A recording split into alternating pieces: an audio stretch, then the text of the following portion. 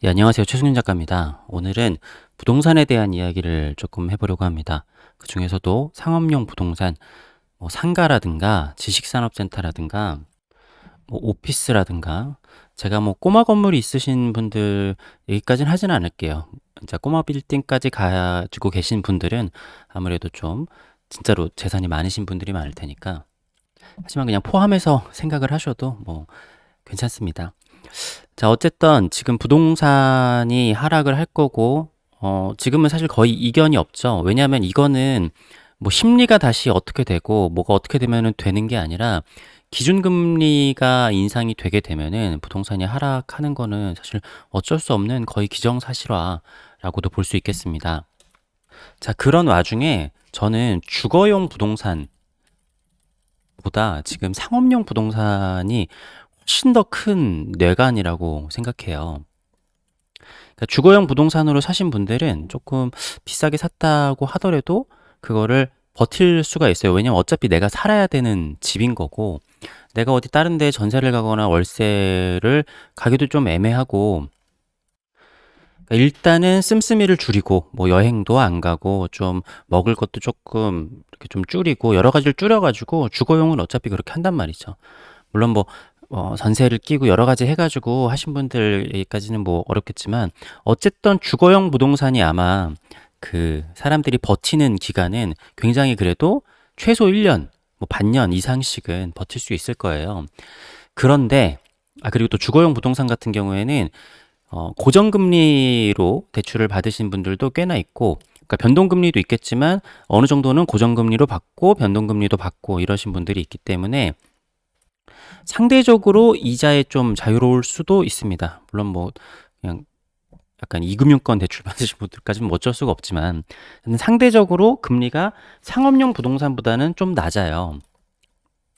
그러니까 저 같은 경우에도 집도 사고 상가도 샀지만 집 대출이 이자가 훨씬 낮습니다. 그래서 작년까지 이런 상업용 부동산을 사신 분들은 대부분 3에서 4% 정도의 이자를 받으셨을 거예요. 금이 또 가능한지는 모르겠는데 아마 대부분 이 정도 수준일 겁니다. 저도 이 정도 수준이었고, 그런데 이거를 내가 사업자를 내고 해가지고 이거 이자 내는 거를 비용 처리를 한다라고 하면은 실질적인 이자 부담은 조금 더 줄어들 수도 있기는 한데 그거는 차치하고 대부분 3, 4% 정도라고 보시면 돼요. 자, 여기서 지금 한국은행의 기준금리가 지금 2.5%인데요.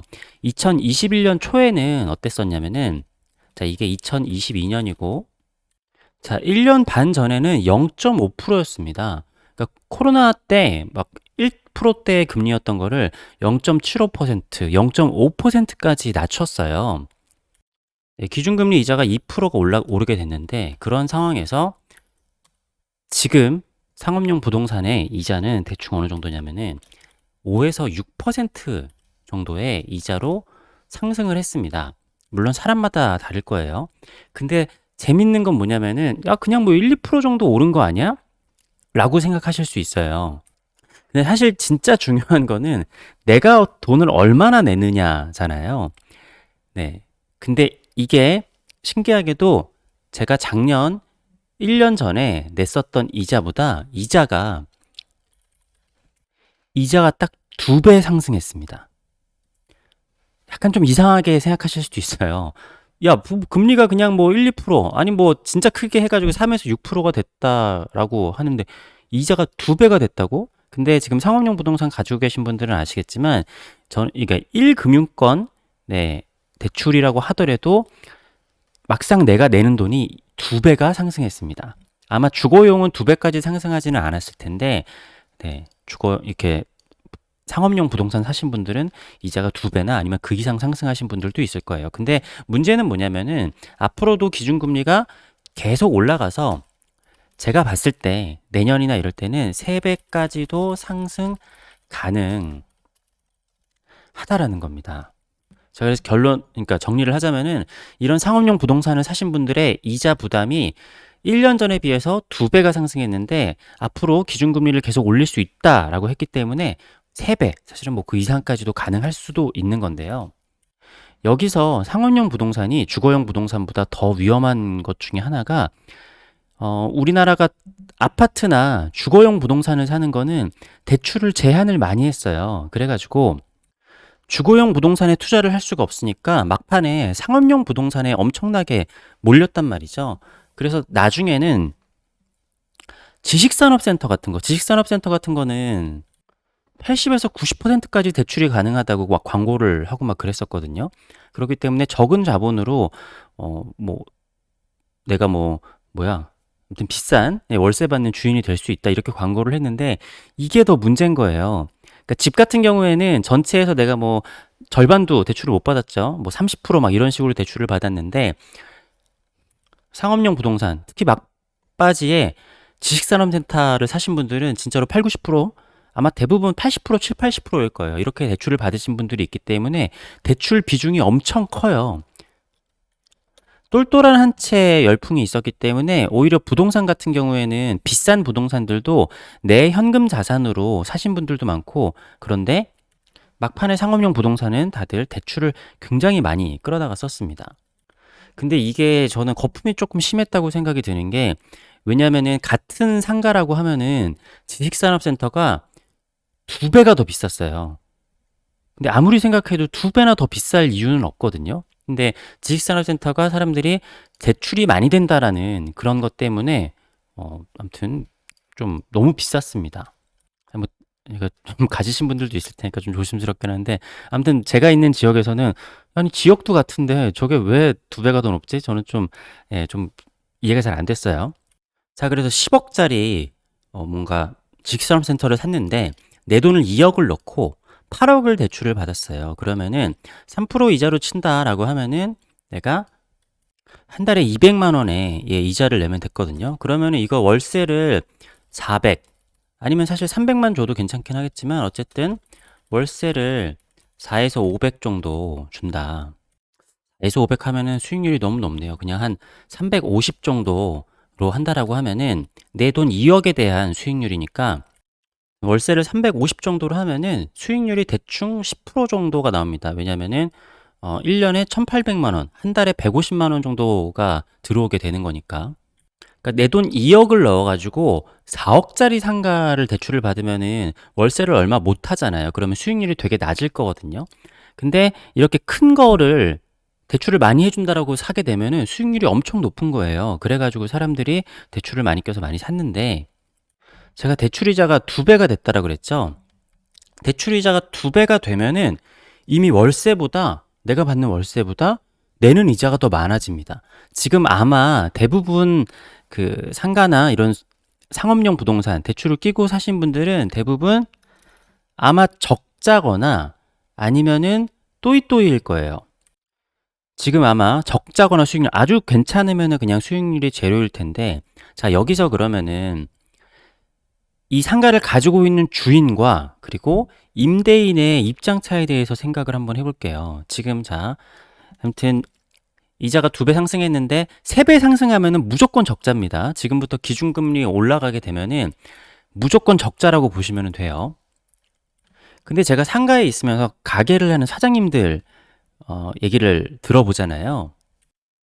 상가를 가지고 계신 주인분들, 임대인들은 앞으로 금리가 좀 내려가고 이렇게 좀 버티다 보면은 월세도 올리고 할 수 있겠지? 나중에는 이런 생각을 하죠. 그런데 가게를 하시는 대부분의 분들은 요즘에 막 인플레이션 때문에 인건비도 오르고 재료비 너무 올랐으니까 경기도 안 좋고 하니까 월세 좀 내리겠지? 이렇게 생각을 하는데 저는 사실 좀 놀랐어요. 아, 이게 좀 경기가 안 좋고 하니까 이 주인들이 월세를 좀 내려주겠지? 라는 생각을 하시더라고요. 저는 깜짝 좀 놀랐거든요. 근데 진짜 장사하시는 분들 월세가 내려갈 거라는 기대를 진짜로 하고 계세요. 그러니까 내가 돈이 좀 되게 많고 건물에서 이렇게 대출이 많이 없고 이런 착한 임대인이라고 하면은 그런 경우가 있을 수도 있겠어요. 왜냐면은 뭐 사람들이 장사가 망해서 나가는 것보다는 이 사람들이 와서 그냥 그래도 월세라도 내주는 게 나으니까. 근데 특히 제가 지금 있는 신도시 같은 상업에 있는 상업용 부동산, 오피스 이런 거는 제가 봤을 때 그렇게 부자분들이 사신 것들은 많이 없는 것 같아요. 그러니까 서울 진짜 좋은 곳에 있는 꼬마 빌딩이나 상가 이런 것들은 보니까 좀 진짜 돈 많으신 분들이 갖고 있는 것 같거든요. 근데 아마 그런 데는 살 수 없으니까 많은 분들이 신도시, 새로 생기는 신도시에다가 이런 거를 많이 사놓으셨을 거예요. 근데 일단은 금리를 빼고서라도 물량폭탄이라는 또 그 악재도 있거든요. 제가 있는 지역도 물량이 지금 폭탄인데 지금도 공실이 넘쳐나는데 아직도 공급이 네, 계속 들어오고 있어요. 그래서 아예 뭐 월세가 안 나가는 것보다는 그나마 있는 게 낫지만 어쨌든 이 상가의 주인들도 지금 버는 돈이 없다. 그리고 기준금리가 이제 올라갈 것이 사실은 거의 자명한 상황에서는 앞으로는 월세를 내리는 건 안 돼요. 지금도 약간 적자인데 더 올라가면 사실은 월세를 올려야지 내가 손해를 안 보거든요. 월세를 유지만 하더라도 내가 손해인 거예요. 그러니까 임대인들은 야, 기준금리가 너무 올랐어. 그러니까 좀 월세를 올려야겠는데 어떻게 하면 월세를 올릴 궁리를 하고 있는데 근데 막상 와서 와보니까 야, 공실이 이렇게 많네. 나는 지금 그래도 월세를 받는 거라도 다행이겠다 해가지고 올리지를 못하고 있는 것 뿐인데 지금 올리면 다 나가겠죠. 왜냐면 공실이 넘쳐나는데 내가 딴 데 가면 되지. 근데 뭐 딴 데 가는 것도 쉬운 건 아니죠. 뭐 인테리어도 뭐 새로 해야 되고 여러 가지 뭐 몇천만 원 비용이 발생을 하기 때문에. 그러니까 장사를 하시는 분들도 임대료가 너무 높아가지고 남는 게 거의 없다 이러고 그 주인들도 야, 금리가 너무 올라서 남는 게 없다. 네, 이런 상황이에요. 어쨌든 그러니까 경제적 여유가 그렇게 많지 않으신 분들이 자기의 있는 돈을 다 끌어 모아가지고 여기다가 투자를 하신 분들이 많기 때문에 뭐 특히 뭐 옆에 있는 오피스 같은 경우에는 1억에서 2억대 정도 되는 것들 투자하신 분들이 많거든요. 아마 이렇게 말을 했었을 거예요. 내 돈 5천만 원만 있으면 2억짜리 오피스를 사가지고 한 달에 70에서 100 정도 월세를 받을 수 있다. 여기서 이자라고 해봐야 뭐 한 20만 원만 내시면 되기 때문에 5천만 원 투자하시면 매달 50만 원을 받으실 수 있는 거예요. 막 이렇게 광고를 했을 거거든요. 게다가 우리가 1년치, 2년치 월세까지 보장해 드리겠습니다. 라고 하는데 뭐 이건 믿으시면 안 되는 건데 네. 뭐 아실 거라고 믿어요. 그게 무슨 말을 의미를 하는 건지 그런 거 믿으시면 안 됩니다. 그냥 뭐 이 가격에다가 1,000만 원 더 그냥 얹어 놓고 저희가 1년에 네, 1년 월세 보장해 드리겠습니다. 그냥 그렇게 하는 것들이 많아요.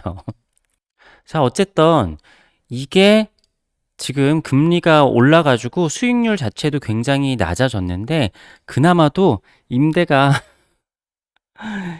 나가면은 다행이겠지만 게다가 지금 100만 원씩 이 월세를 주고 들어올 사람들이 잘 없어요. 네, 어쨌든 그나마 월세라도 나가면 다행이지만 나가도 지금 기준금리가 올라서 네, 적자인 경우들도 많고 그나마 월세도 잘 안 나가게 되는데 그러면은 이거를 팔고 싶은데 팔리지 않는다. 그래도 집은 아파트, 주거용은 가격을 낮추면은 그러니까 가격을 뭐 10% 20%가 아니라 안 되겠다. 야, 그냥 절반 가격에 던져. 라고 하면은 어쨌든 팔리기는 팔리잖아요. 그런데 상업용 부동산은 안 팔려요. 어쨌든 내가 사는 집이 먼저고 그 다음이 이제 상업용 부동산이기 때문에 진짜 말도 안 되는 가격에 내놓지 않는 이상 네, 살 사람이 없죠. 사실 제가 뭐 10억 막 이 정도 얘기했지만 어떻게 보면 꼬마 빌딩 같은 거 사신 분들도 힘드신 분들도 있을 거예요. 왜냐면은 막판에는 부동산 너무 붐이 일러서 수익률이 1%도 안 되는 빌딩들도 막 가격이 계속 올라가서 샀단 말이에요. 그거는 수익률을 생각하지 않고 시세 차익만을 노린 건데 지금 금리가 너무 올라가서 이자가 자기가 생각했던 것보다 그러니까 꼬마 빌딩 같은 경우에는 뭐 몇십억 막 100억 단위 이런 식으로 가잖아요. 그러면은 한 달 내야 될 이자가 막 1,000만 원 단위로 몇천만 원 단위로 오르신 분들도 있을 거예요. 네. 그러니까 근데 뭐 작년에 작가분들도 지식산업센터나 뭐 상가 이런 오피스 같은 걸 많이 샀고 저도 샀잖아요. 근데 이런 분들은 그래도 괜찮아요. 왜냐면은 제가 지금 내는 이자로 어디 가서 뭐 월세로 작업실을 구한다고 하면은 이런 작업실 못 구하거든요. 아직까지도 제가 이자 내는 게 제가 이 돈으로 월세 내는 것보다 훨씬 싸요.